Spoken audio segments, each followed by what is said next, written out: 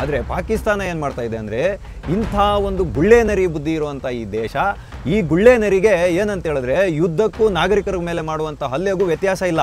ಅವ್ರು ಹೇಳೋದೇನೆಂದರೆ, ಉಗ್ರ ನೆಲೆಗಳನ್ನು ಟಾರ್ಗೆಟ್ ಮಾಡಿ ಆಪರೇಷನ್ ಸಿಂಧೂರ್ ಮುಖಾಂತರ ಹೊಡೆದ್ರಲ್ಲ, ಅಲ್ಲಿರುವಂಥ ಆ ಉಗ್ರ ನೆಲೆಗಳಲ್ಲಿ ವಾಸ ಮಾಡೋರು ಕೂಡ ನಮ್ಮ ನಾಗರಿಕರು ಅಂತ ಬಿಂಬಿಸುವಂಥ ಪ್ರಯತ್ನವನ್ನು ಮಾಡ್ತಾ ಇರೋದು ಪಾಕಿಸ್ತಾನ. ನಿನ್ನೆ ನಡೆದಂಥ ತುರ್ತು ಅಧಿವೇಶನದಲ್ಲಿ ಅಲ್ಲಿನ ಒಬ್ಬ ಸಂಸದ ಏನಂತ ಹೇಳ್ತಾನೆ ಅಂತ ಹೇಳಿದ್ರೆ, ಪಾಕಿಸ್ತಾನದ ಸದ್ಯದ ಪರಿಸ್ಥಿತಿ ನೋಡಿ ನನಗೆ ಟಿಪ್ಪು ಸುಲ್ತಾನ್ ಹೇಳಿದಂಥ, ಟಿಪ್ಪು ಸುಲ್ತಾನ್ ಅವ್ರು ಇದ್ದಾರಲ್ಲ, ಟಿಪ್ಪು ಸುಲ್ತಾನ್ ನಮ್ಮ ಕರ್ನಾಟಕದಲ್ಲಿ ಇದ್ದಾರಲ್ಲ, ಆ ಟಿಪ್ಪು ಸುಲ್ತಾನ್ ಹೇಳಿದಂಥ ಒಂದು ಮಾತು ಅಲ್ಲಿನ ಸಂಸದನಿಗೆ ಜ್ಞಾಪಕ ಬಂದ್ಬಿಟ್ಟಿದೆ. ಈಗ ಅವನೇನು ಹೇಳ್ತಾನೆ ಅಂದರೆ, ನಮ್ಮ ದೇಶದ ಪ್ರಧಾನಮಂತ್ರಿಗಳಿಗೆ ಭಾರತದ ಪ್ರಧಾನಮಂತ್ರಿಯ ಹೆಸರನ್ನು ಎತ್ತಕ್ಕೂ ಕೂಡ ತಾಕತ್ತಿಲ್ಲ, ಅಷ್ಟೊಂದು ಹೆದರ್ಕೊಂಡ್ಬಿಟ್ಟಿದ್ದಾರೆ ಅಂತ ಈತ ಹೇಳ್ತಾ ಇರ್ತಕ್ಕಂಥದ್ದು.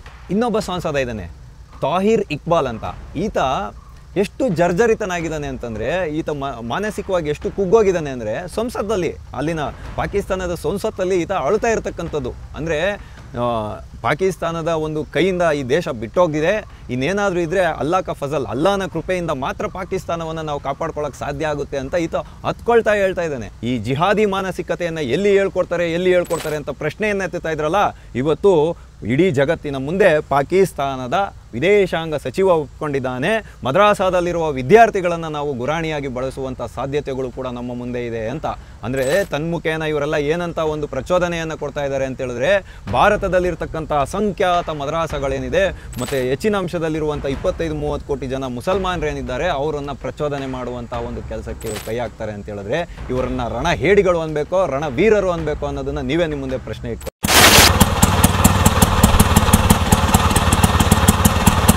ಪಾಕಿಸ್ತಾನ 4 ಚಿಂದಿ ಆಗೋದು ಗ್ಯಾರಂಟಿ.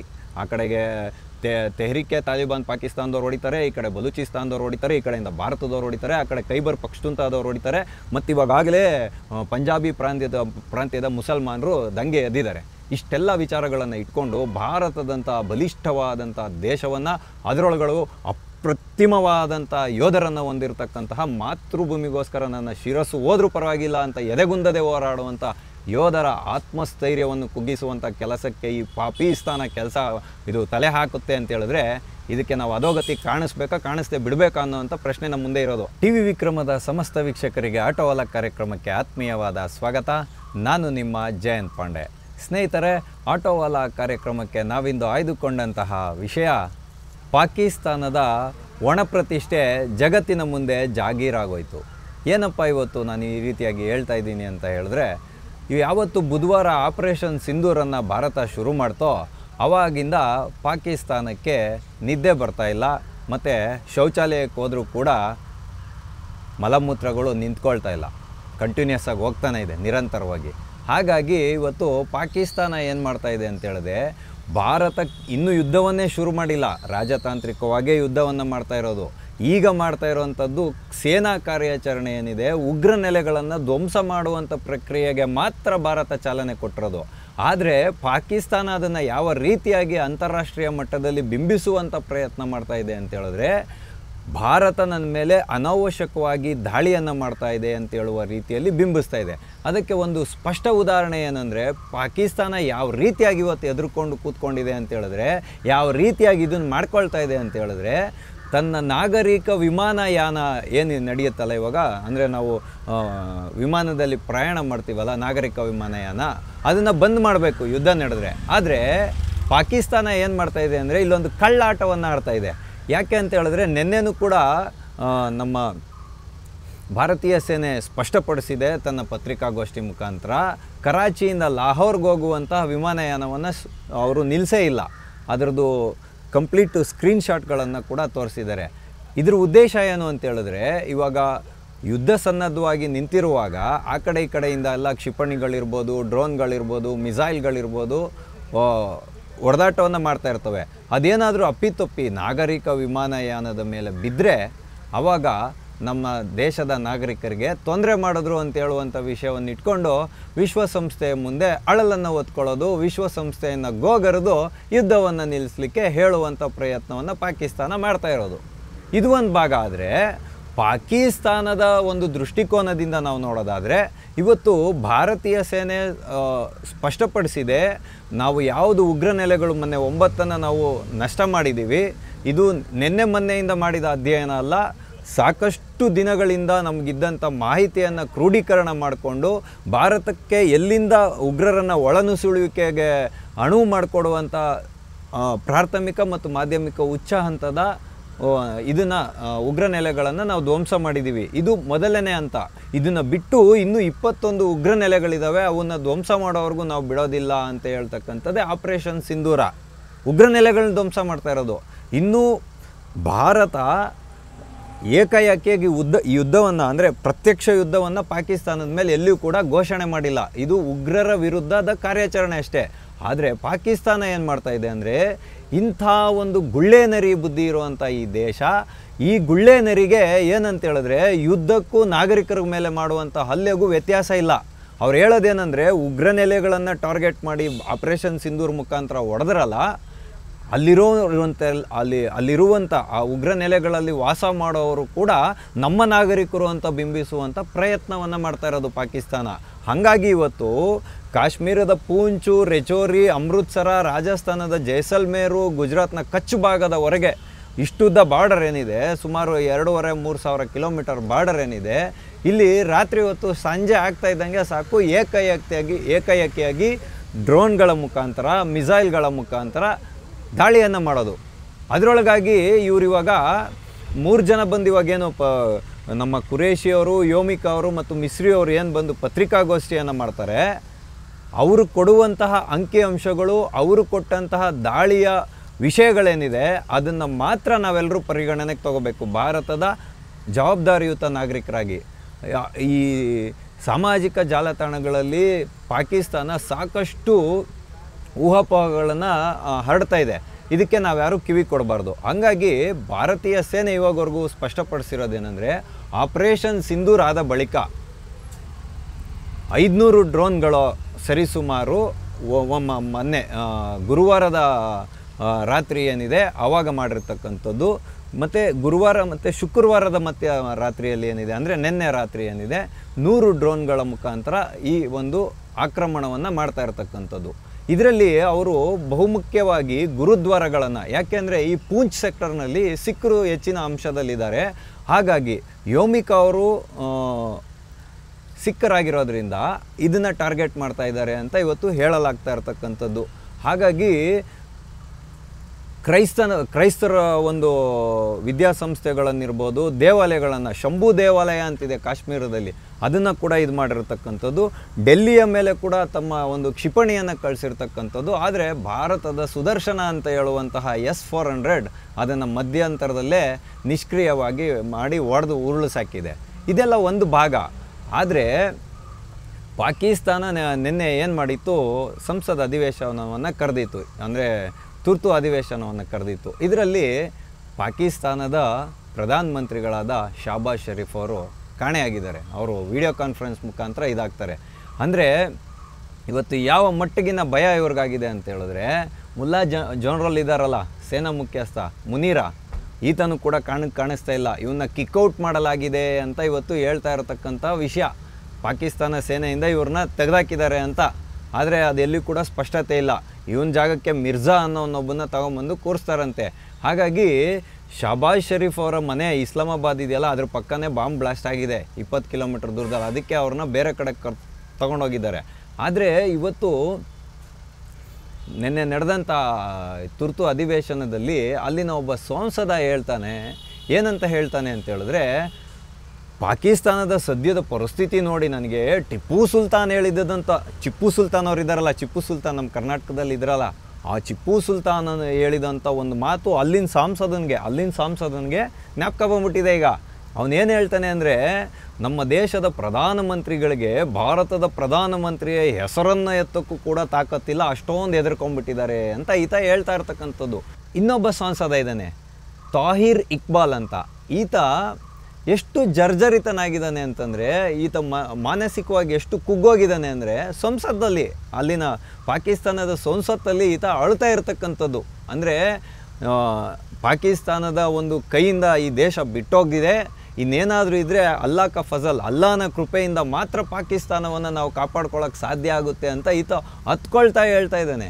ಅದೆಲ್ಲ ಬಿಡಿ, ನಮ್ಮ ಖ್ವಾಜಾ ಆಸಿಫ್ ಅವರು ಇದ್ದಾರಲ್ಲ, ಆಸಿಫ್ ಖ್ವಾಜಾ ಅಂದರೆ ಪಾಕಿಸ್ತಾನದ ವಿದೇಶಾಂಗ ಸಚಿವ, ಈತ ಏನಂತ ಅವಲೊತ್ಕೊಳ್ತಾ ಇದ್ದಾನೆ ಅಂತ ಹೇಳಿದ್ರೆ, ನೋಡಿ ಇವ್ರದ್ದೆಲ್ಲ ಒಂದು ವಿಚಾರ ಏನು ಅಂತ ಹೇಳಿದ್ರೆ, ಮದರಾಸಗಳಲ್ಲಿ ಮಕ್ಳಿಗೇನು ಶಿಕ್ಷಣ ಕೊಡ್ತಾ ಇದ್ದಾರಲ್ಲ, ಆ ಮಕ್ಕಳನ್ನು ವಿದ್ಯಾರ್ಥಿಗಳನ್ನು ಕೂಡ ನಾವು 2ನೇ ಹಂತದ ಸೈನಿಕರಾಗಿ ಗುರಾಣಿಯಾಗಿ ಬಳಸ್ಬೋದು ಅಂತ ಈತ ಓಪನ್ ಆಗಿ ಹೇಳ್ಕೊಳ್ತಾನೆ. ಇವನ ಮಕ್ಕಕ್ಕೆ ನಾಚಿಕೆ ಆಗಬೇಕು.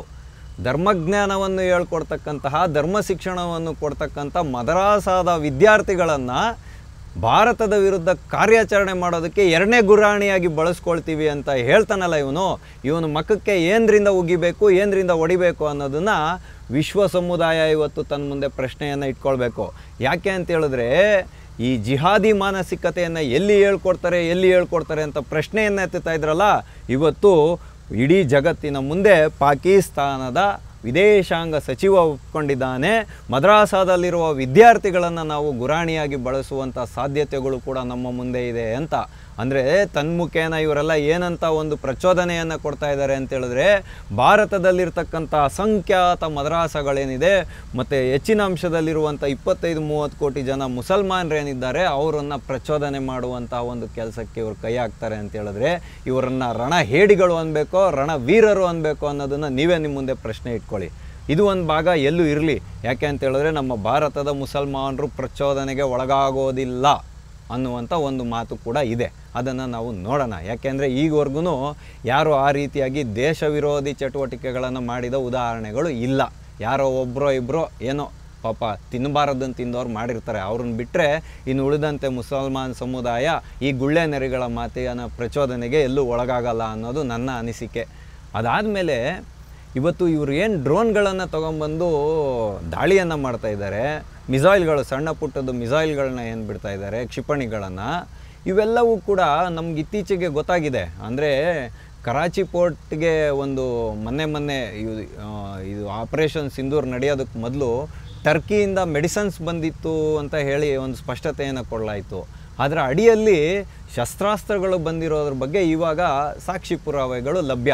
ಯಾಕೆ ಅಂತ ಹೇಳಿದ್ರೆ, ಇವರು ತೇಲಿಬಿಟ್ಟಂತಹ 500 ಡ್ರೋನ್ಗಳೇನಿದೆ ಇವು ಟರ್ಕಿ ಮೇಡ್ ಅಂತ ಇವತ್ತು ಭಾರತೀಯ ಸೇನೆ ಸ್ಪಷ್ಟತೆಯನ್ನು ಕೊಡ್ತಾ ಇರೋದು. ಈ ಟರ್ಕಿ ಮೇಡ್ ಡ್ರೋನ್ಗಳ ಹೆಸರು ಸೋನ್ಗಾರ್ ಅಂತ. ಅಂದರೆ ಇದನ್ನು ಪಾಕಿಸ್ತಾನದಲ್ಲ, ಇದು ಟರ್ಕಿ ಅವರು ಭಿಕ್ಷೆಯಾಗಿ ಕೊಟ್ಟಿರೋದು ಅನ್ನೋದು ಇದ್ರ ಮುಖಾಂತರ ಸ್ಪಷ್ಟತೆ ಸಿಗ್ತಾ ಇದೆ. ಆ ಡ್ರೋನ್ಗಳು ಖಾಲಿ ಆಗೋವರೆಗೂ ಇವರು ಹುಚ್ಚಾಟವನ್ನು ಮೆರೆಯೋದು. ಅಂದರೆ ಈ ಬೇಜವಾಬ್ದಾರಿ ದೇಶ ಭಾರತದ ನಾಗರಿಕರು ಎಲ್ಲೆಲ್ಲಿ ವಸತಿ ನಿಲಯಗಳಿದೆ ಅದ್ರ ಮೇಲೆ ದಾಳಿಯನ್ನು ಮಾಡುವಂತಹ ಒಂದು ಹುಚ್ಚತನವನ್ನು ಮೆರಿತಾ ಇದ್ದಾರೆ. ಹಂಗಾಗಿ ಇವ್ರಿಗೆ ಯುದ್ಧ ಮಾಡುವಂತಹ ಕ್ಷಾತ್ರ ತೇಜ ಇಲ್ಲ. ಇವರು ಯುದ್ಧವನ್ನು ಮಾಡೋದಕ್ಕೆ ಮೊದಲೇ ಸೋಲನ್ನು ಒಪ್ಕೊಂಡ್ಬಿಟ್ಟಿದ್ದಾರೆ. ಆದರೆ ನಾವಿಲ್ಲೆಲ್ಲರೂ ಸ್ಪಷ್ಟತೆಯಿಂದ ನೋಡಬೇಕಾಗಿರೋದು ಏನಂತೇಳಿದ್ರೆ, ಏರ್ ಡಿಫೆನ್ಸ್ ಸಿಸ್ಟಮ್ ಏನಿದೆಯಲ್ಲ ಅದನ್ನು ಕೂಡ ಇದು ಲಾಹೋರಲ್ಲಿರುವಂಥ ಏರ್ ಡಿಫೆನ್ಸ್ ಸಿಸ್ಟಮನ್ನು ಭಾರತೀಯ ಸೇನೆ ಧ್ವಂಸ ಮಾಡಿದೆ. ಪಾಕಿಸ್ತಾನದ 4 ಪ್ರಮುಖ ವಾಯು ನೆಲೆಗಳನ್ನು ಧ್ವಸ್ತ ಮಾಡಿದೆ ಇವತ್ತು.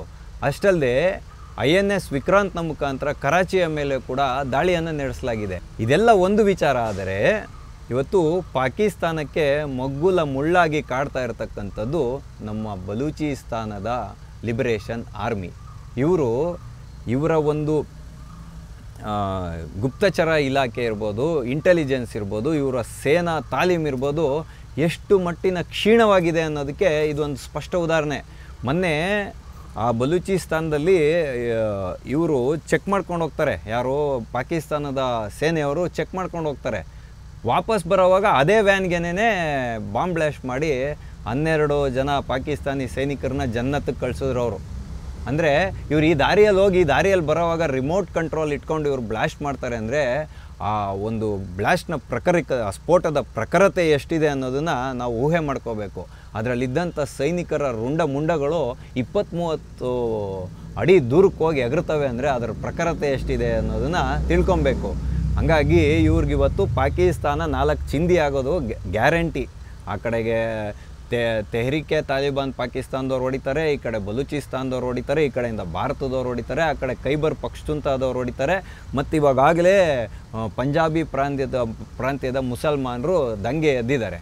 ಇಷ್ಟೆಲ್ಲ ವಿಚಾರಗಳನ್ನು ಇಟ್ಕೊಂಡು ಭಾರತದಂಥ ಬಲಿಷ್ಠವಾದಂಥ ದೇಶವನ್ನು, ಅದರೊಳಗಳು ಅಪ್ರತಿಮವಾದಂಥ ಯೋಧರನ್ನು ಹೊಂದಿರತಕ್ಕಂತಹ, ಮಾತೃಭೂಮಿಗೋಸ್ಕರ ನನ್ನ ಶಿರಸ್ಸು ಹೋದ್ರೂ ಪರವಾಗಿಲ್ಲ ಅಂತ ಎದೆಗುಂದದೆ ಹೋರಾಡುವಂಥ ಯೋಧರ ಆತ್ಮಸ್ಥೈರ್ಯವನ್ನು ಕುಗ್ಗಿಸುವಂಥ ಕೆಲಸಕ್ಕೆ ಈ ಪಾಕಿಸ್ತಾನ ಇದು ತಲೆ ಹಾಕುತ್ತೆ ಅಂತ ಹೇಳಿದ್ರೆ ಇದಕ್ಕೆ ನಾವು ಅಧೋಗತಿ ಕಾಣಿಸ್ದೇ ಬಿಡಬೇಕಾ ಅನ್ನೋವಂಥ ಪ್ರಶ್ನೆ ನಮ್ಮ ಮುಂದೆ ಇರೋದು. ಆದರೆ ಭಾರತ ಸರ್ಕಾರ ಎಲ್ಲೂ ಕೂಡ ಸ್ಪಷ್ಟಪಡಿಸಿಲ್ಲ ಇವತ್ತವರೆಗೂ ನಾವು ಯುದ್ಧ ಮಾಡ್ತಿದ್ದೀವಿ ಅಂತ. ನಾವು ಇದನ್ನು ಮನದಟ್ಟಲ್ಲಿ ಮನದಟ್ಟು ಮಾಡ್ಕೋಬೇಕು. ಭಾರತ ಏನಿದ್ರೂ ಉಗ್ರ ನೆಲೆಗಳನ್ನು ನಾಶಪಡಿಸುವ ಒಂದು ಪ್ರಕ್ರಿಯೆಗೆ ಮಾತ್ರ ಈವರೆಗೂ ಚಾಲನೆಯನ್ನು ಕೊಟ್ಟಿರೋದು. ಆದರೆ ಒಂದು ಮಾತ್ರ ನಾವು ಘಂಟಾಘೋಷವಾಗಿ ಹೇಳ್ಬೋದು, ಭಾರತ ಪ್ರತ್ಯಕ್ಷ ಯುದ್ಧಕ್ಕೆ ಏನಾದರೂ ಕರೆ ಕೊಡ್ತು ಅಂತ ಹೇಳಿದ್ರೆ ಪಾಕಿಸ್ತಾನ ಇರಲ್ಲ. ಹಂಗಾಗಿ ಈಗ ಎಲ್ಲಿ ಭಾರತಕ್ಕೆ ತುಂಬ ಆಯಕಟ್ಟಿನ ಜಾಗ ಇದೆ, ಪಾಕ್ ಆಕ್ರಮಿತ ಜಮ್ಮು ಕಾಶ್ಮೀರ, ಸಿಯಾಲ್ಕೋಟ್ ಇರ್ಬೋದು, ಮುಜಾಫರಾಬಾದ್ ಇರ್ಬೋದು, ಈ ಬೆಲ್ಟು ಮೊನ್ನೆ ಏನು 9 ಜಾಗಗಳಲ್ಲಿ ಹೊಡೆದ್ರಲ್ಲ ಲಾಂಚಿಂಗ್ ಪ್ಯಾಡು, ಅಲ್ಲಿಗೆ ಕೇಂದ್ರೀಕರಿಸಿದೆ ಅಂತ ಕಾಣ್ತಾ ಇದೆ. ಹಂಗಾಗಿ ಅಲ್ಲಿ ಅಂದರೆ ತುಂಬ ಹತ್ತಿರದ ಗ್ಯಾಪ್ ಇರೋದು POKಗೆ. ಆ ಜಾಗವನ್ನು ವಶಪಡಿಸ್ಕೊಳ್ಬೇಕು ಮೊದಲನೇ ಹಂತದಲ್ಲಿ ಅನ್ನೋದು ಭಾರತೀಯ ಸೇನೆಗೆ ಕಂಡು ಬರ್ತಾ ಇರೋದು. ಮೊದಲನೇದಾಗಿ ಅದನ್ನು ಮಾಡ್ಕೋಬೇಕು ಅಂತ ಇರ್ಬೋದು. ಹಾಗಾಗಿ ವಾಯುಸೇನೆ ಮತ್ತು ನೌಕಾಸೇನೆ ಏನೇ ಪ್ರಯತ್ನ ಮಾಡಿದ್ರು ಕೂಡ ನಮ್ಮ BSF ಇರ್ಬೋದು, ನಮ್ಮ ಭೂಸೇನೆ ಇರ್ಬೋದು, ಹೋಗಿ ಜಾಗವನ್ನು ಆಕ್ರಮಣ ಮಾಡಿಕೊಂಡಾಗ ಮಾತ್ರ ಆ ಜಾಗ ನಮ್ಮದಾಗುತ್ತೆ. ಆ ನಿಟ್ಟಿನಲ್ಲಿ ಭಾರತ ಸರ್ಕಾರ ಇನ್ನೂ ಯೋಚನೆ ಮಾಡಿಲ್ಲ. ಹಾಗಾಗಿ ನೆನ್ನೆ ಅಮೇರಿಕ ಸ್ಪಷ್ಟಪಡಿಸಿದೆ, ಮಾತುಕತೆಗಳ ಮುಖಾಂತರ ಇದನ್ನು ಬಗೆಹರಿಸ್ಕೊಳ್ಳುವಂಥ ಪ್ರಯತ್ನವನ್ನು ಮಾಡಿ. ಯಾಕೆ ಅಂತ ಹೇಳಿದ್ರೆ ಭಾರತ ಎಲ್ಲೂ ಯುದ್ಧವನ್ನು ಸಾರಿಲ್ಲ, ಅವ್ರು ಯಾರೇ ನಾಗರಿಕರನ್ನು ಟಾರ್ಗೆಟ್ ಮಾಡಿ ಹೊಡೆದಿಲ್ಲ, ನಿಮ್ಮ ಯಾವುದೇ ನಾಗರಿಕ ಸ್ಥಳಗಳನ್ನು ಹೊಡೆದಿಲ್ಲ, ಉಗ್ರ ನೆಲೆಗಳನ್ನ ಹೊಡೆದಿರೋದು. ಹಾಗಾಗಿ ನೀವು ಇವತ್ತು ಮಾತುಕತೆಯನ್ನು ಕೂತ್ಕೊಂಡು ಬಗೆಹರಿಸ್ಕೊಳ್ಳಿ ಅಂತ ಹೇಳುವಂಥ ವಿಷಯವನ್ನು ಇಡ್ತಾ ಇದೆ. ಆದರೆ ಭಾರತ ಎಲ್ಲೂ ಧೃತಿಗೆಡದಂಗೆ ಇದು ನಮಗೆ ಸಿಕ್ಕಿರುವ ಸದಾವಕಾಶ ಅಂತ ತಿಳ್ಕೊಂಡು ಯಾವುದೇ ಕಾರಣಕ್ಕೂ POKಯನ್ನು ವಶಪಡಿಸ್ಕೊಳ್ಳದೆ ಬಿಡಬಾರ್ದು. ಇವತ್ತು ನಾವು ಒಂದು ಸ್ಪಷ್ಟತೆಯನ್ನು ತಗೋಬೇಕಾಗಿದೆ. ಇವತ್ತೇನೋ S-400 ಮುಖಾಂತರ ಭಾರತದ ಒಳಗಡೆಗೆ ದಾಳಿಯನ್ನು ಮಾಡ್ತಾ ಇರುವಂಥ ಡ್ರೋನ್ಗಳಿರ್ಬೋದು, ಕ್ಷಿಪಣಿಗಳನ್ನಿರ್ಬೋದು ಹೊಡೆದು ಉಡಾಯಿಸ್ತಾ ಇದ್ದೀವಿ. ಆದರೆ ಇದರ ವೆಚ್ಚ ಬಹಳ ದುಬಾರಿಯಾಗಿರುತ್ತೆ. ನಾವು ನೋಡಿದ್ವಲ್ಲ, ಇದು ಪ್ಯಾಲೆಸ್ಟೈನ್ ಮತ್ತು ಗಾಜಾದಲ್ಲಿ ಆಗ್ತಾ ಇರೋವಂಥ ಗಲಾಟೆಯಲ್ಲಿ ಅಲ್ಲಿ ಏರ್ ಡ್ರೋನ್ ಮುಖಾಂತರ ಹೊಡಿತಾರೆ. ಆದರೆ ಈ ಬೇಜವಾಬ್ದಾರಿ ಪಾಕಿಸ್ತಾನ ಡ್ರೋನ್ ಏನೋ ಹಿಂಗೆ ಹರಿಬಿಡುತ್ತೆ. ಆದರೆ ನಾವು S-400 ಹೊಡಿತೀವಲ್ಲ, ಅದರ ಒಂದು ವೆಚ್ಚ ತುಂಬ ಹೆಚ್ಚು, ಡ್ರೋನ್ನ ವೆಚ್ಚ ಕಡಿಮೆ. ಅಂದರೆ ಇವಾಗ ಉದಾಹರಣೆಗೆ ನಾವು ಇಟ್ಕೊಳ್ಳೋಣ, ಒಂದು ಡ್ರೋನನ್ನು ಪಾಕಿಸ್ತಾನ ಈ ಕಡೆ ಬಿಡುತ್ತೆ ಅಂದರೆ ಅದರದ್ದು ಒಂದು ₹100-200 ಇರುತ್ತೆ ಅಂತ ನಾವು ಉದಾಹರಣೆಗೆ ಅಷ್ಟೇ ಹೇಳ್ತಾ ಇರೋದು. ಆ ₹100-200 ಖರ್ಚು ಬರುತ್ತೆ ಅದಕ್ಕೆ ಅಂತ ಇಟ್ಕೊಂಡ್ರೆ, ನಾವು S-400 ಅದ್ರ ಮೇಲೆ ದಾಳಿಯನ್ನು ನಡೆಸಿದಾಗ ಭಾರತ ಸರ್ಕಾರಕ್ಕೆ ಬರುವಂತಹ ಒಂದು ಡ್ರೋನನ್ನು ಹೊಡೆದಾಕೋಕ್ಕೆ ನಮಗೆ ₹1000-10,000ವರೆಗೂ ಖರ್ಚು ಬರುವಂತಹ ಸಾಧ್ಯತೆಗಳಿರುತ್ತೆ. ಅಂದರೆ ಅದರ ಒಂದು ವೆಚ್ಚಕ್ಕಿಂತ ನಮ್ಮ ವೆಚ್ಚ ತುಂಬ ಹೆಚ್ಚಾಗುತ್ತೆ. ಹಾಗಾಗಿ ಈ ರೀತಿಯಾದ ಅನಿರೀಕ್ಷಿತ ದಾಳಿಗಳನ್ನು ಪಾಕಿಸ್ತಾನ ಮಾಡ್ತಾ ಇರೋದು. ಮತ್ತು ಎಲ್ಲೆಲ್ಲಿ S-400ಗಳನ್ನು ಇವರು ಅಳವಡಿಸಿದ್ದಾರೆ, ಏರ್ ಡಿಫೆನ್ಸ್ ಸಿಸ್ಟಮನ್ನು ಕಂಡ್ಕೊಳೋದಕ್ಕೋಸ್ಕರ, ಲೊಕೇಶನ್ಗಳನ್ನು ಟ್ರೇಸ್ ಮಾಡ್ಕೊಳೋದಕ್ಕೋಸ್ಕರ ಈ ರೀತಿಯಾದಂಥ ಒಂದು ಪ್ರಯತ್ನವೂ ಇರ್ಬೋದು. ಅಥವಾ ಪಾಕಿಸ್ತಾನ ಏನು ಊಹೆ ಮಾಡಿರ್ಬೋದು ಅಂದರೆ, ಕೇಳಿ ಅದ್ರದ್ದು ಯಾಕಶ್ಚಿತ್ ಬುದ್ಧಿ ತಾನೆ. ಹಾಗಾಗಿ ಎಲ್ಲೋ ಒಂದು S-400 ಒಂದು ಸ್ವಲ್ಪ ಮಾತ್ರ ಇವರು ತಯಾರಿ ಮಾಡ್ಕೊಂಡ್ಬಿಟ್ಟಿರ್ತಾರೆ, ನಾನು ಹಿಂಗೆ ಡ್ರೋನ್ಗಳನ್ನು ಹರಿಬಿಟ್ಬಿಟ್ರೆ ಅದ್ರದ್ದು S-400 ಶಸ್ತ್ರಾಸ್ತ್ರ ಎಲ್ಲ ಖಾಲಿ ಆಗೋಗ್ಬಿಟ್ರೆ ಆಮೇಲೆ ನಾನು ನುಗ್ಗಿ ಹೊಡೆದು ಬಿಡ್ಬೋದು ಅಂತ. ಯಾಕೆಂದರೆ 1971 ವಾರಲ್ಲೆಲ್ಲ ಅವ್ರು ಹಂಗೆ ತಾನೇ ಹೇಳ್ತಾ ಇದ್ದಿದ್ದು, सुबह का नाश्ता जैसलमेर में करेंगे, दोपहर का खाना हम चंडीगढ़ में करेंगे, रात का जो खाना है ನವದೆಹಲಿ में करेंगे ಅಂತ ಹೇಳ್ಕೊಂಡು ಅವತ್ತು ಒಡ್ಸ್ಕೊಂಡು ಹೋಗಿದ್ದು. ಅದೇ ಮಾನಸಿಕತೆ ಇವತ್ತಿಗೂ ಬದಲಾಗಿಲ್ಲ. ಇವರೇನಿದ್ರು ಒಣ ಪ್ರತಿಷ್ಠೆ ಹೇಳೋದು ಅಲ್ಲಿನ ಪ್ರಜೆಗಳಿಗೆ. ಇವ್ರು ಇವತ್ತು ಹೇಳ್ತಾ ಇರೋದೇನೆಂದರೆ, ಭಾರತದಲ್ಲಿ ನಾವು ಹಂಗೆ ಹೊಡೆದಿದ್ದೀವಿ ಹಿಂಗೆ ಹೊಡೆದಿದ್ದೀವಿ ಅಂತ. ಆದರೆ ಇವ್ರು ಹೊಡೆದಿರೋದು ಎಲ್ಲೂ ಸೇನಾ ನೆಲೆ ಮೇಲೆ ದಾಳಿ ಮಾಡಿಲ್ಲ. ಇವರು ನಾಗರಿಕರ ಮೇಲೇ ದಾಳಿ ಮಾಡಿರತಕ್ಕಂಥದ್ದು. ಗುರುದ್ವಾರಗಳು, ಕ್ರೈಸ್ತ ಮಿಷನರಿಗಳ ಒಂದು ಶಾಲಾ ಇದ್ರ ಮೇಲೆ ಮತ್ತು ಗುರುದ್ವಾರಗಳ ಮೇಲೆ, ದೇವಸ್ಥಾನಗಳ ಮೇಲೆ ಇವರು ದಾಳಿಯನ್ನು ಮಾಡ್ತಾ ಇರೋದು, ಮತ್ತು ನಾಗರಿಕರ ಪ್ರದೇಶಗಳ ಮೇಲೆ ದಾಳಿ ಮಾಡ್ತಾ ಇರೋದು. ಅಂಥ ಬೇಜವಾಬ್ದಾರಿ ಇರೋದು ಇವರು. ಹಾಗಾಗಿ ಭಾರತ ಇವತ್ತೇನು ಸುಮ್ಮನೆ ಕೂತ್ಕೊಂಡಿಲ್ಲ. ಹೊರಗಡೆಯಿಂದ ತಂದಿದಂತಹ ಒಂದು ಶಸ್ತ್ರಾಸ್ತ್ರಗಳ ಜೊತೆಯಲ್ಲಿ ಭಾರತ ಕೂಡ ಆತ್ಮನಿರ್ಭರದ ಒಂದು ಪ್ರಯತ್ನದ ಮುಖೇನವಾಗಿ ಈ ಡ್ರೋನ್ಗಳನ್ನು ಹೊಡೆದು ಉಳಿಸೋಕ್ಕೆ ಕಡಿಮೆ ವೆಚ್ಚದ ಒಂದು ಈ ಮೊದಲು ಗನ್ಗಳಿರ್ತಾಯಿತ್ತು, ಇದನ್ನು ಕ್ಯಾಲಿಬರ್ಸ್ ಅಂತಾರೆ, ಭೂಮಿಯಿಂದ ಮೇಲಕ್ಕೆ ಹೊಡೆಯೋ ಅಂಥದ್ದು ಗನ್ಗಳು. ಅದಕ್ಕೆ ರೆಡಾರ್ನ ಸಿಸ್ಟಮ್ನ ಕನೆಕ್ಟ್ ಮಾಡಿ ಇವತ್ತು ಆ ಡ್ರೋನ್ಗಳನ್ನು ಗುರುತಿಸಿ ಹೊಡೆಯುವಂಥ ಅಗ್ಗದ ವ್ಯವಸ್ಥೆಯನ್ನು ಕಂಡುಕೊಂಡಿದೆ ಅಂತ ಹೇಳ್ತಕ್ಕಂಥದ್ದು ಈ ಗುಳ್ಳೆನರಿಯ ಪಾಕಿಸ್ತಾನಕ್ಕೆ ಗೊತ್ತೇ ಇಲ್ಲ. ಹಾಗಾಗಿ ಇವತ್ತು ನಮ್ಮ ಯೋಧರಿರ್ಬೋದು, ನಮ್ಮ ಹೆಮ್ಮೆಯ DRDO ಇರ್ಬೋದು, ಅವರೆಲ್ಲರೂ ಏನು ಕಣ್ಣಿಗೆ ಕಪ್ಪು ಪಟ್ಟಿ ಕತ್ಕೊಂಡು ಕೂತಿಲ್ಲ. ಹಗಲು ರಾತ್ರಿ ಈ ದೇಶವನ್ನು ಸಕ್ಷಮ ಮಾಡಬೇಕು, ಒಂದು ತಾಂತ್ರಿಕತೆಯಲ್ಲೇ ಉನ್ನತ ಮಟ್ಟದ ಸೇನೆಯಾಗಿ ಮಾಡಬೇಕು ಅಂತ ಪಣವನ್ನು ತೊಟ್ಟಿದ್ದಾರೆ. ಅದರಲ್ಲಿ ಕೆಲವು ಫೇಲ್ಯೂರ್ ಇರ್ಬೋದು, ಸಕ್ಸಸ್ಸು ಇರ್ಬೋದು, ಆದರೆ ಪ್ರಯತ್ನವನ್ನಂತೂ ಭಾರತ ಬಿಟ್ಟಿಲ್ಲ. ಹಂಗಾಗಿಯೇ ಇವತ್ತು ತೇಜಸ್ ಏರ್ಕ್ರಾಫ್ಟನ್ನು ಕೂಡ ನಾವು ನಮಗೆ ಬೇಕಾದಂತೆ ಇಂಜಿನ್ ಬೇರೆದಿರ್ಬೋದು, ಆದರೆ ಅದರಲ್ಲಿ ಹೋಗ್ತಕ್ಕಂಥ ಕ್ಷಿಪಣಿಗಳೇನಿದೆ ನಮ್ಮ ತಂತ್ರಜ್ಞಾನಕ್ಕೆ ಹೊಂದುವಂತೆ ನಾವು ಇವತ್ತು ಅದನ್ನು ತಯಾರು ಮಾಡಿ ಇಟ್ಕೊಂಡಿದ್ದೀವಿ. ತೇಜಸ್ಸನ್ನು ಇನ್ನೂ ಮುಂದೆ ಬಿಟ್ಟಿಲ್ಲ. ಯಾಕೆ ಅಂತ ಹೇಳಿದ್ರೆ ನೋಡೋಣ, ಎಮರ್ಜೆನ್ಸಿ ಬಂದಾಗ ಬಿಡ್ತಾರೆ. ಆಕಾಶನ್ನು ಕೂಡ ಹಂಗೆ ಎಲ್ಲೂ ಕೂಡ ಸಾಬೀತುಪಡಿಸ್ಕೊಂಡಿರಲಿಲ್ಲ, ಆದರೆ ಮೊನ್ನೆ ಸಾಬೀತಾಗೋಯ್ತು. ಆಕಾಶ್ ತೀರ್ ಇವತ್ತು 100 ಕಿಲೋಮೀಟರ್ ರೇಂಜಲ್ಲಿರುವಂಥ ಯಾವುದೇ ಕ್ಷಿಪಣಿಯನ್ನು ನಿಖರವಾಗಿ ಹೊಡೆದುರುಳಿಸುವಂಥ ಶಕ್ತಿಯನ್ನು ಹೊಂದಿದೆ ಅನ್ನೋದು ಇವತ್ತು ಜಗತ್ತಿನ ಮುಂದೆ ಗೊತ್ತಾಯಿತು. ಅದೇ ರೀತಿಯಾಗಿ ಅಂಥದ್ದೇ ಒಂದು ಸುಸಂದರ್ಭ ಬಂದಾಗ ನಮ್ಮ ತೇಜಸ್ಸು ಕೂಡ ತನ್ನ ಕ್ಷಾತ್ರ ತೇಜವನ್ನು ಜಗತ್ತಿನ ಮುಂದೆ ಸಾಬೀತುಪಡಿಸುತ್ತೆ. ಯಾಕೆ ಅಂತ ಹೇಳಿದ್ರೆ ಇವತ್ತು ಚೈನಿ ಮೇಡ್ JF-17 ಫ್ಲೈಟನ್ನು ಏನು ಹೊಡೆದಾಕ್ತು ನಮ್ಮ ಆಕಾಶ್ ತೀರ್. ಹಾಗಾಗಿ ಇವತ್ತು JF-17 ಇರ್ಬೋದು, F-16 ಇರ್ಬೋದು, ಜಾಗತಿಕ ಮಾರುಕಟ್ಟೆಯಲ್ಲಿ ಅದರ ಒಂದು ಡಿಮ್ಯಾಂಡ್ ಕುಸಿದೋಗುತ್ತೆ. ಆ ಜಾಗಕ್ಕೆ ತೇಜಸ್ ಏರ್ಕ್ರಾಫ್ಟ್ ಹೋಗಬೇಕು ಅನ್ನೋದಾದರೆ ತೇಜಸ್ನ ಒಂದು ಕ್ಷಮತೆಯನ್ನು ನಾವಿವತ್ತು ಜಗತ್ತಿನ ಮುಂದೆ ತೋರಿಸೋದು ಕೂಡ ತುಂಬ ಅವಶ್ಯಕವಾಗಿದೆ. ಆ ನಿಟ್ಟಿನಲ್ಲಿ ನಮ್ಮ ಭಾರತೀಯ ವಾಯುಸೇನೆ ಪ್ರಯತ್ನವನ್ನು ಮಾಡೇ ಮಾಡುತ್ತೆ. ತೇಜಸ್ನ ಶಕ್ತಿಯನ್ನು ಜಗತ್ತಿನ ಮುಂದೆ ರುಜುವಾತ್ ಮಾಡೇ ಮಾಡುತ್ತೆ ಅನ್ನೋದನ್ನು ಕೂಡ ನಾವೆಲ್ಲರೂ ಆಶಯವನ್ನು ಇಟ್ಕೊಳ್ಳೋಣ. ನಾವೆಲ್ಲರೂ ದೇಶ ಪ್ರೇಮಿಗಳಾಗಿ ಬದುಕೋದ್ರ ಮುಖಾಂತರ ಮತ್ತು ಸೇನೆ ಏನಾದರೂ ಸಂಕಷ್ಟಕ್ಕೆ ಸಿಕ್ಕಾಕೊಂಡಾಗ ನಮ್ಮ ಕೈಲಾದಂತಹ ಆರ್ಥಿಕ ಸಹಾಯವನ್ನು ಭಾರತೀಯ ಸೇನೆಗೆ ಒದಗಿಸೋದಕ್ಕೂ ಕೂಡ ನಾವು ಮುಂದಾಗಬೇಕು. ಮತ್ತು ಎಲ್ಲಾದರೂ ನಮ್ಮ ನಾಗರಿಕ ಪ್ರದೇಶಗಳಲ್ಲಿ ಏನಾದರೂ ಆಕಸ್ಮಿಕವಾಗಿ ದಾಳಿಗಳಾದಾಗ, ಬಾಂಬ್ ಸ್ಫೋಟಗಳಾದಾಗ ಮ್ಯಾಕ್ ಡ್ರಿಲ್ನಲ್ಲಿ ತೋರಿಸಿರುವಂತೆ ನಾವೆಲ್ಲರೂ ಸಮಾಜದ ರಕ್ಷಣೆಗೆ ನಿಂತ್ಕೋಬೇಕು. ಮತ್ತು ನಮ್ಮ ಮನೆಗಳ ಹತ್ತಿರ ಇರುವಂಥ ಯೋಧರ ಮನೆಗಳಿಗೆ ತೆರಳಿ ಅವರ ಪೋಷಕರಿಗೆ ನೈತಿಕ ಬೆಂಬಲವನ್ನು ಕೊಡಬೇಕು. ನಾವೆಲ್ಲರೂ ಕೂಡ ನಾಗರಿಕ ಯೋಧರೇ, ನಾವು ಇಲ್ಲಿದ್ದುಕೊಂಡು ಕೂಡ ದೇಶದ ರಕ್ಷಣೆಗೆ ಮುಂದಾಗಬೇಕು. ಯಾಕೆ ಅಂತ ಹೇಳಿದ್ರೆ ಮುಂದೆ ಒಂದಿನ ಏನಾದರೂ ಎಮರ್ಜೆನ್ಸಿ ಆದರೆ ಇಲ್ಲಿರುವ ಸಂಪೂರ್ಣ ಪೊಲೀಸ್ ವ್ಯವಸ್ಥೆಯು ಕೂಡ ಸೇನೆಯಲ್ಲಿ ತೊಡಗಿಕೊಳ್ಳುತ್ತೆ. ಆವಾಗ ನಾವು ನಮ್ಮ ಟ್ರಾಫಿಕ್ಗಳನ್ನು ನಾವೇ ಕಂಟ್ರೋಲ್ ಮಾಡ್ಕೊಬೇಕು, ಆ್ಯಂಬುಲೆನ್ಸ್ಗಳಿಗೆ ಜಾಗವನ್ನು ಮಾಡಿಕೊಡ್ಬೇಕು, ಯಾರಿಗಾದರೂ ವೈದ್ಯಕೀಯ ಎಮರ್ಜೆನ್ಸಿ ಏರ್ಪಟ್ಟರೆ ಅವರನ್ನು ಆಸ್ಪತ್ರೆಗಳಿಗೆ ತಲುಪಿಸುವಂಥ ಕೆಲಸ ಆಗಬೇಕು. ಆರ್ಥಿಕವಾಗಿ ಭಾರತೀಯ ಸೇನೆಗೆ ಬೆನ್ನೆಲುಬಾಗಿ ನಿಂತ್ಕೊಳ್ಬೇಕು. ಆವಾಗ ಮಾತ್ರ ನಾವು ನಿಜವಾದ ಭಾರತೀಯರಾಗ್ತೀವಿ. ಆದರೆ ಪಾಕಿಸ್ತಾನದಲ್ಲಂಥ ಸ್ಥಿತಿ ಇದೆಯಾ? ಖಂಡಿತವಾಗೂ ಇಲ್ಲ. ಅಲ್ಲಿನ ಸರ್ಕಾರ ಇವತ್ತು ATMಯಿಂದ ಹಣವನ್ನು ಡ್ರಾ ಮಾಡೋದಕ್ಕೆ 3,000 ರೂಪಾಯಿಗಳ ಲಿಮಿಟನ್ನು ಹಾಕಿದ್ದಾರೆ, ಮಿತಿಯನ್ನು ಹಾಕಿದ್ದಾರೆ. 3,000 ರೂಪಾಯಿಗೆ ಮೇಲೆ ನೀವು ಇವತ್ತು ATMಲ್ಲಿ ಹಣವನ್ನು ತೆಗಿಯೋಕ್ಕಾಗಲ್ಲ. ಯಾವ ರೀತಿಯಾಗಿ ಇವತ್ತು ಪಾಕಿಸ್ತಾನಕ್ಕೆ ಸಂಕಷ್ಟ ಎದುರಾಗಿದೆ ಅಂದರೆ ತನ್ನ ಯುದ್ಧ ನೌಕೆಗಳಿಗೆ ಪೆಟ್ರೋಲನ್ನು ತುಂಬಿಸೋಕ್ಕೂ ಕೂಡ ಅವ್ರ ಹತ್ರ ಕಾಸಿಲ್ಲ. ನಾಗರಿಕರಿಗೆ ಓಡಾಡಲಿಕ್ಕೆ 2 ವೀಲರ್ಗಾಗಲಿ 3 ವೀಲರ್ಗಾಗಲಿ ಕಾರ್ಗಳಿಗಾಗಲಿ ಪೆಟ್ರೋಲ್ ಸಿಗದೇ ಇರತಕ್ಕಂತಹ ಒಂದು ದುಸ್ತರ ಸಂದರ್ಭ ಇವತ್ತು ಎದುರಾಗಿದ್ದರೂ ಕೂಡ ಇವರು ಇವತ್ತು ಸೋಲನ್ನು ಒಪ್ಕೊಳ್ಳದೆ ಇವತ್ತು ಮತಾಂಧತೆಯನ್ನು ಮೆರೆಯುವ ಮಟ್ಟಿಗೆ ಇವರು ಮಾತಾಡ್ತಾರೆ ಅಂತ ಹೇಳಿದ್ರೆ ಇವರು ಪಾಕಿಸ್ತಾನವನ್ನು ಏನು ಮಾಡ್ತಾರೆ ಅನ್ನೋವಂಥ ಪ್ರಶ್ನೆನ ಅಲ್ಲಿನ ಪಾಕಿಸ್ತಾನದ ಪ್ರಧಾನಮಂತ್ರಿಗಳಾದ ಶಹಬಾಜ್ ಶರೀಫ್ ಅವರ ಮುಂದೆನೇ ನಾವು ಬೆಳ್ಳಿ ತಟ್ಟೆಯಲ್ಲಿ ಒಂದು ಲೆಟ್ರ್ ಬರೆದು ಕಳ್ಸೋಣ. ನಿಮ್ಮ ದೇಶನ ನೀವು ಉಳಿಸ್ಕೊಳ್ತಿರೋ ಇಲ್ಲ ಉಳಿಸ್ಕೊಳ್ಳಲ್ವೋ, ಅಭಿವೃದ್ಧಿಗೆ ಪೂರಕವಾಗಿದ್ದರೋ ಇಲ್ಲ ನೀವು ಮಾನವ ಧರ್ಮಕ್ಕೆ ಪೂರಕವಾಗಿದ್ದಿರೋ ಅನ್ನೋ ಪ್ರಶ್ನೆನ ಆ ಪಾಕಿಸ್ತಾನದ ಮುಂದೆನೇ ಇಡೋದ್ರ ಮುಖಾಂತರ ಆಟೋವಾಲ ಕಾರ್ಯಕ್ರಮವನ್ನು ನಾವಿಂದು ಮುಗಿಸೋಣ. ಮುಂದೆ ಇಂತಹದ್ದೇ ಒಂದು ಕುತೂಹಲಕಾರಿಯಾದ ವಿಷಯದೊಂದಿಗೆ ಮತ್ತೆ ನಾವೆಲ್ಲರೂ ಭೇಟಿಯಾಗೋಣ. ಅಲ್ಲಿವರೆಗೂ TV ವಿಕ್ರಮವನ್ನು ಸಬ್ಸ್ಕ್ರೈಬ್ ಮಾಡುವುದರ ಮುಖಾಂತರ, ನಿಮ್ಮ ಸದ್ವಿಚಾರಗಳನ್ನು ಕಾಮೆಂಟ್ ಮಾಡುವುದರ ಮುಖಾಂತರ ಹಾಗೂ ಶೇರ್ ಮಾಡುವುದರ ಮುಖಾಂತರ ನಮ್ಮನ್ನು ಪ್ರೋತ್ಸಾಹಿಸಿ. TV ವಿಕ್ರಮ, ದೇಶ ನಿಮ್ಮ ಕೈಯಲ್ಲಿ. ಈ ಕಾರ್ಯಕ್ರಮ ನಿಮಗೆ ಇಷ್ಟ ಆಗಿದ್ದಲ್ಲಿ ಲೈಕ್, ಶೇರ್ ಹಾಗೂ ಕಮೆಂಟ್ ಮಾಡಿ. TV ವಿಕ್ರಮದ ಕಾರ್ಯಕ್ರಮಗಳನ್ನು ನಿರಂತರವಾಗಿ ವೀಕ್ಷಿಸಲು ಸಬ್ಸ್ಕ್ರೈಬ್ ಮಾಡಿ, ಬೆಲ್ ಐಕನ್ ಒತ್ತಿ.